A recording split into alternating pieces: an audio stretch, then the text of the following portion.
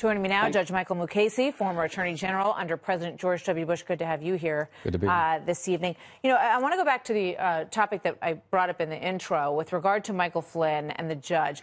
What a difference a day makes. I mean, everybody believed that this was going to be zero sentence. This judge had a lot to say. What did you make of it?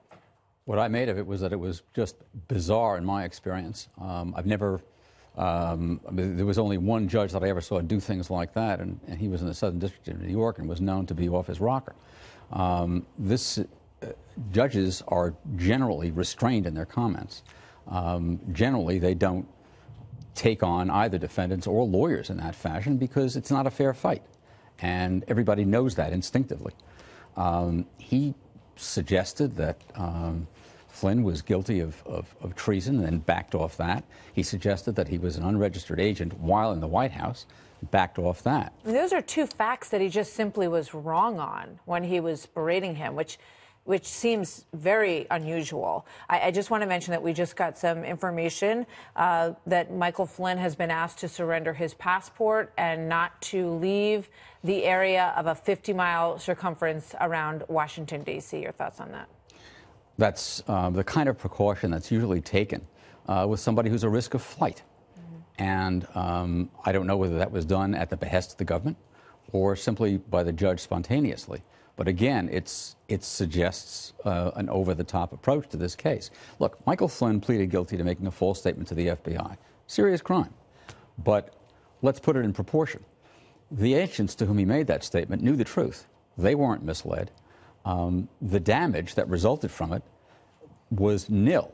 The damage possibly from false statements to other officials, including the vice president, was arguably substantial but temporary. And that's why he was let go. That's why he was fired from the White House. But that's not why he was prosecuted.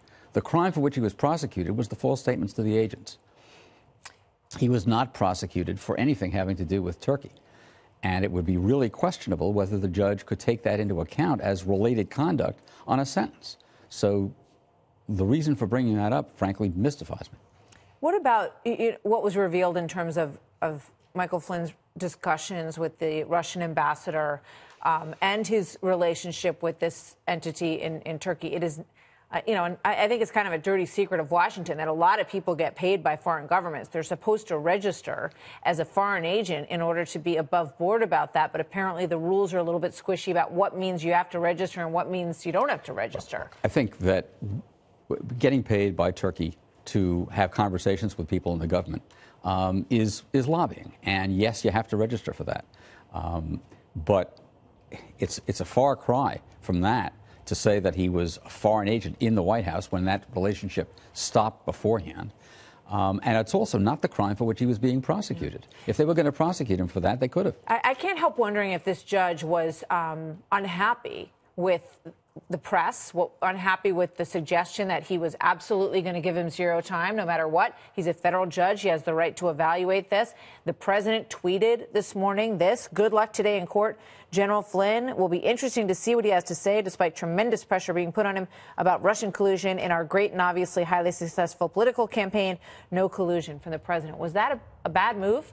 By the president? Yes. I don't think it was the wisest move in the world, nor do I think it was the wisest move in the world for Flynn's lawyers to attack the government's tactics, although they were, I think, improper. But when the government submits a memo urging that you not be sent to jail, there's no point in... Hold your fire, keep your mouth shut, and wait until you see the judge, right? Right. You go in front of the judge, you say, "I'm sorry." Yeah. You get your no time, and then if you want to go out and talk about what the government did or not, fine. That's after the sentence. But you don't submit a memo before the sentence attacking the government. So was that the reason that this judge behaved the way he did today? Was he unhappy? I don't read minds, particularly at a distance. I have no idea whether he was unhappy, and if so, why.